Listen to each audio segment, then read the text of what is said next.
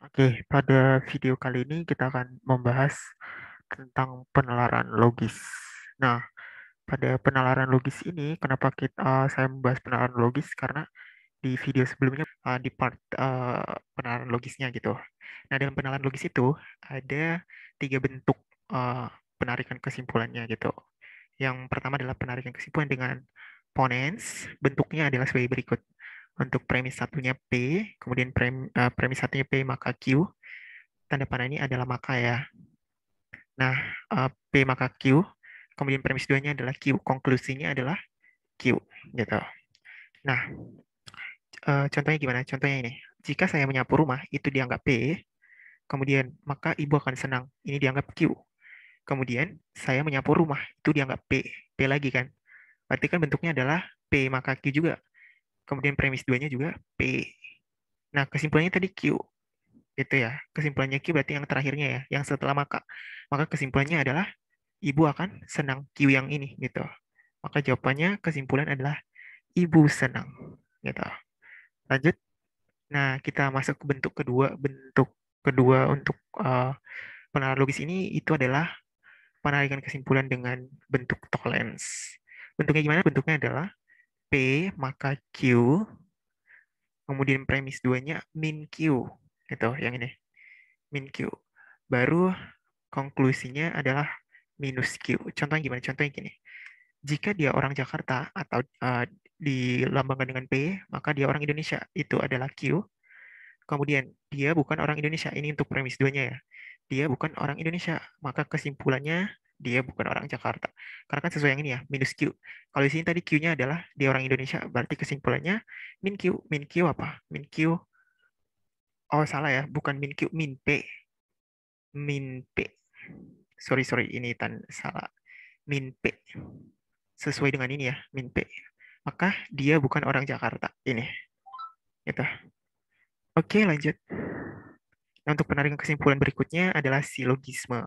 Ini bentuk paling umum, itu paling sering muncul. Premis satunya P maka Q, konklusinya adalah P maka R. Nah, kita lihat contohnya premis satu gitu. Jika dia tidak membawa payung, ini dianggap jadi P, maka kehujanan gitu. Jika kehujanan itu Q lagi, maka akan sakit. Atau R, kan sama aja ya sama yang tadi. P maka Q gitu. Kan hasilnya adalah P maka R gitu. Nah, P maka R tadi apa? P maka R adalah tidak membawa payung, maka akan sakit gitu. Tidak membawa payung, maka akan sakit gitu. Lanjut. Oke, ini kita masuk ke soal silogisme lagi ya. Yang untuk silogisme. Nah, Andi belajar giat, maka dia akan lulus, maka orang tuanya senang. Berarti sama aja ya, yang Andi belajar giat ini adalah P, kemudian maka, kemudian dia lulus ujian itu Q lagi, maka orang tua mana tadi P maka Q, kemudian yang premis nya Q maka R, P maka R gitu, P maka R. Yang dimana P-nya adalah Andi belajar giat, maka orang tuanya senang gitu. Oke, untuk penalaran logis berikutnya, bentuknya adalah sebagai berikut. Premisnya, Bang Patrick atau Patrick aja deh. Patrick belajar keras, maka dia lulus SKD. Nah, itu kan bisa dibentuk jadi ini kan, P maka Q gitu. P maka Q, P maka Q. Nah, di mana teman-teman harus tahu nih, kalau P maka P atau Q, atau sama aja min Q. Kemudian satu lagi apa? Min Q maka min P. Ini perlu diingat ya teman-teman. Nanti untuk soal berikutnya akan kelihatan gitu. Nah, makanya untuk bentuknya di sini tadi, P maka Q itu sama aja dengan min P atau Q gitu. Di mana Patrick tidak belajar kerja maknanya gitu. Nah, ini dinegasikan lagi. Negasinya Patrick belajar keras dan dia tidak lulus SKD gitu.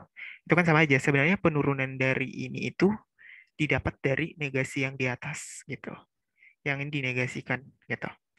Nah, yang kemudian kita lanjut ya. Premis satu, Patrick belajar keras. Patrick belajar keras, maka dia lulus SKD. Dia lulus SKD, maka dia senang. Nah, kesimpulannya kan Patrick belajar keras, maka dia senang. Sama seperti yang bisa tadi. P maka eh, P maka R, kemudian sorry sorry. P maka R, ini P, ini R lagi, gitu. Arti kesimpulannya P maka R. Patrick belajar keras, maka dia senang, gitu. Oke, lanjut untuk bentuk berikutnya ini. Untuk premis satunya, untuk menjadi seorang guru harus lulus S1 dan pernah mengajar. Premis duanya, Bang Patrick pernah mengajar. Nah, di sini mungkin teman-teman bakal bingung kita pakai silogisme kah atau ponens atau tolens gitu. Nah, sebelum kita menjawabnya nih, pasti teman-teman pernah dengar kan yang untuk suatu premis yang apabila ada kata atau syarat gitu. Syarat terpenuhi suatu kejadian gitu. Kalau dia memakai atau itu salah satu syarat saja terpenuhi, maka akan terjadi. Sedangkan kalau dan semua syaratnya harus terpenuhi gitu. Harus lulus S1 dan pernah mengajar. Harus lulus S1 dan pernah mengajar. Sedangkan premis duanya Patrick pernah mengajar. Berarti kesimpulannya apa? Karena dia cuma memenuhi satu saja, satu syarat untuk guru gitu. Kemudian perlu diingat juga ya, inverse, converse, dan kontraposisi hanya menuju penghubung kata maka, yang artinya untuk silogisme saja gitu. Contohnya, kalau untuk Patrick belajar keras, maka dia lulus SKD gitu. Berarti tinggal dinegatifkan saja dua-duanya. Patrick tidak belajar keras, maka dia tidak lulus SKD. Sedangkan kalau converse, dia tukar tempat. Tukar tempat berarti dia lulus SKD, maka Patrick belajar keras dibalik. Sedangkan kalau kontraposisi gabungan dari inverse dan converse. Bentuknya menjadi dia tidak lulus SKD, maka Patrick tidak belajar keras gitu. Oke, lanjut lagi. Nah, untuk menjadi pemenang harus belajar keras dan mau mencari hal belajar keras. Kesimpulannya apa? Karena kan tadi kan kalau dia pakai dan semua syarat harus terpenuhi ya, semua. Nah, karena dia cuma memenuhi satu syarat saja yaitu suka belajar keras, berarti gimana? Nah, untuk premis yang menggunakan suatu premis dengan tindakan yang dikaitkan dengan penghubung kata dan atau di mana penjelasannya adalah salah satu saja syaratnya yang dimiliki, maka dia sudah memenuhi syarat. Sedangkan dan artinya syarat-syarat yang lain harus dipenuhi semuanya gitu tanpa terkecuali gitu. Oke, untuk penerapan logis selanjutnya ini bentuk untuk ini ya, untuk penerapan logis yang bentuknya semua semua semua gitu, yang semua sebagian yang gitu-gitu. Nah, bentuknya adalah kalau ada premisnya semua dan semua, maka kesimpulannya akan dimulai dari kata semua. Kalau dia semua dan sebagian, ya, maka tidak ada kesimpulannya. Tapi ini untuk ini bisa nggak harus selalu seperti ini ya, tergantung umumnya. Oke, contohnya kita masuk ke soal penerapan logis ya, soalnya. Jika hari ini hujan, maka Andi keluar rumah. Berarti jika hari ini hujan, maka Andi keluar rumah. B, itu hari ini hujan, maka Andi keluar rumah itu adalah Q. Kemudian jika Andi keluar rumah, maka dia pulang malam. Berarti ini adalah Q lagi nggak sih? Q lagi. Maka dia pulang malam kita anggap R. Gitu. Jadi kesimpulannya apa? B maka R. Oke. B maka R apa? Hari ini hujan, maka dia pulang malam. Hari ini hujan, dia pulang malam. Nggak ada ya, dia pasti karena tidak ada. Kita cari yang bentuknya sama dengan P. P atau R, salah satunya adalah min P atau R, kemudian P dan minus R, kemudian satu lagi P. Gitu. Ini P ya, sorry, salah tulis. Minus P. Oke. Nah, berarti kan kalau di sini kelihatan ya, berarti jika hari ini hujan maka hari ini hujan maka dia pulang malam. Ini untuk bentuk yang tadi. Berarti kalau dibentuknya seperti ini berarti hari ini tidak hujan atau Andi pulang malam. Hari ini tidak hujan atau Andi pulang malam. Ada ya di opsi C. Gitu. Oke, untuk yang ini. Untuk menjadi seorang guru harus memiliki gelar sarjana dan lulus tes keguruan. Denny memiliki gelar sarjana. Oke, fokus kepada kata dan. Karena kalau sedangkan dia cuma punya satu syarat yaitu hanya memiliki gelar sarjana. Berarti dia bukan seorang guru. Denny bukan seorang guru. Oke, lanjut lagi. Untuk menjadi seorang guru harus memiliki gelar sarjana atau ada kata ataunya lulus tes keguruan. Di mana Denny memiliki gelar sarjana. Kalau pakai kata atau salah satu saja. Salah satu gitu. Berarti karena dia memiliki satu syarat yaitu dia memiliki gelar sarjana berarti dia apa? Dia merupakan seorang guru gitu. Oke, kita masuk ke soal silogisme lagi. Jika hari ini ujian TKD, maka saya sudah siap. P lagi. maka saya sudah siap. Itu disebut dengan Q. Jika saya siap ujian, itu Q lagi, maka saya penuh semangat, itu R. Berarti kesimpulannya adalah hari ini ujian TKD, maka saya penuh semangat. Hari ini ujian TKD, maka saya penuh semangat. Nggak ada ya di opsi, berarti cari yang sama kayak yang tadi, yaitu apa? Minus P dan P dan minus R. Satu lagi, minus R. Oke, berarti cari minus P atau R. Minus P atau R berarti hari ini ujian. Hari ini tidak ujian TKD, atau saya penuh semangat. Hari ini tidak ujian TKD, maka saya penuh semangat. Hari ini ujian TKD, maka saya penuh semangat. Salah ya.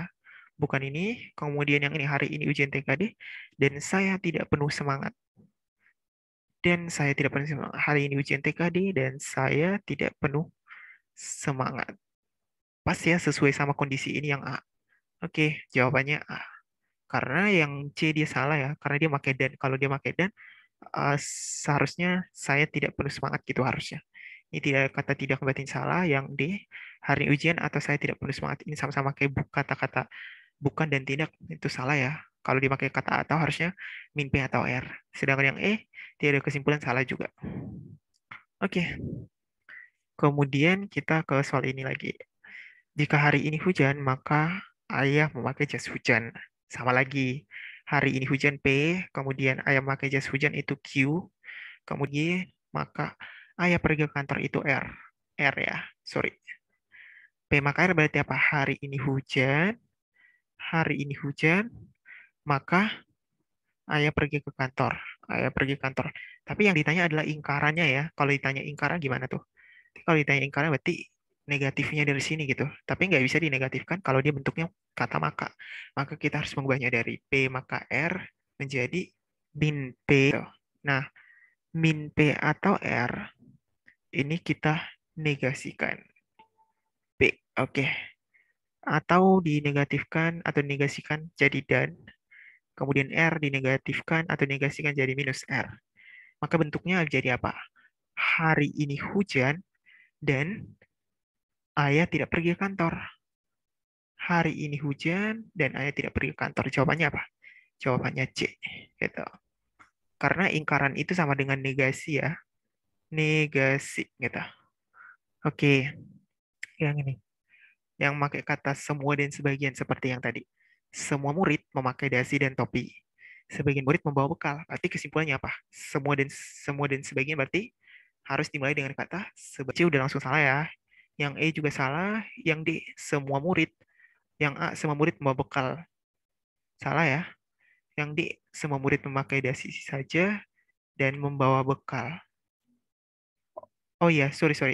Harusnya jawabannya ini ya. Jawabannya adalah dimulai dari kata sebagian. Sorry. Jawaban semua salah. Jawaban semua yang ini juga, yang A juga salah. Tersisa apa? Tersisa, sorry, kita hapus dulu. Tersisa.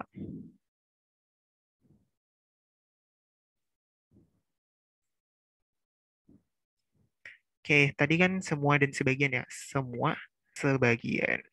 Berarti yang semua ini salah. Yang semua yang D juga salah. Yang E juga salah. Itu sisa B dan C. Yang B sebagian murid membawa bekal.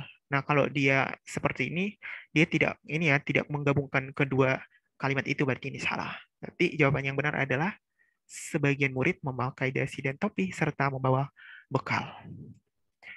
Oke, ini untuk soal terakhir ya. Nah, semua murid memakai dasi dan topi, semua murid membawa bekal. Berarti semua plus hasilnya adalah semua. Gitu. Berarti jawabannya adalah semua murid memakai dasi dan topi. Salah, ini salah juga. Oke, jawabannya gitu. Nah, demikian untuk pembahasan soalnya. Semoga teman-teman mengerti ya dan semangat ujiannya. Thank you untuk partisipasinya dan don't forget to subscribe. Thank you.